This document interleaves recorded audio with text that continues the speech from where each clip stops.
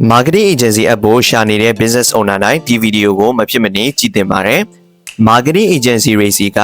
proposal ရောက်လာပြီဆိုရင်အရေးကြီးဆုံးကသူတို့ရေးပေးထားတာတွေကဘယ်လို post တွေတင်မယ်ဆိုတဲ့ content idea list သက်လားဒါမှမဟုတ်သင်လုပ်ငန်းကြီးထွားဖို့ strategy တကယ်ပါရဲ့လားဆိုတာပါပဲ။ proposal တစ်ခုမှာအနည်းဆုံးဒီ၃ချက်ပါဝင်ရပါမယ်။နံပါတ်1က buyer persona ပါသူတို့က post တင်ဖို့ပဲစဉ်းစားနေတာလားတင်ပစ္စည်းကိုဘယ်သူတွေဝယ်မလဲဆိုတာရောသေချာလေ့လာထားရဲ့လားကို customer ကဘယ်သူလဲဆိုတာမသိပဲကြော်ညာနေမိရင်တော့တင်ပစံတွေဖြုံးတယ်လို့ပဲဖြစ်နေမှာပါနံပါတ်2အချက်က funnel strategy ပါ brand ကိုလူသိအောင်လုပ်ပေးုံနဲ့မပြီးသေးပါဘူးလူသိပြီးရင်ဝယ်လာအောင်ဝယ်ပြီးရင်ထပ်ဝယ်လာအောင်ဘလို့အဆင့်ဆင့်ဆွဲဆောင်မလဲဆိုတဲ့ plan မှာပါရပါမယ် like တွေများပြီးအယောင်မတက်ရင်လည်းအလကားပါပဲ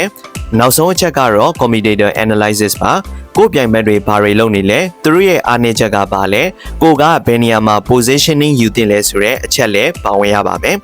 ဒီ၃ချက်မပါရင်အဲ့ဒီ proposal က post တင်ရုံတက်ပဲဖြစ်နေပါလိမ့်မယ် post တင်ရုံလောက်မဟုတ်ပဲ strategy ကြသွားကျင်တဲ့လုပ်ငန်းရှင်တွေ Orange Ideas Marketing Agency ကိုအခုပဲဆက်သွယ်လိုက်ပါတင်းလုပ်ငန်းအတွက်အကောင်းဆုံးအကြံဉာဏ်တွေပေးဖို့အစဉ်သင့်ရှိပါတယ်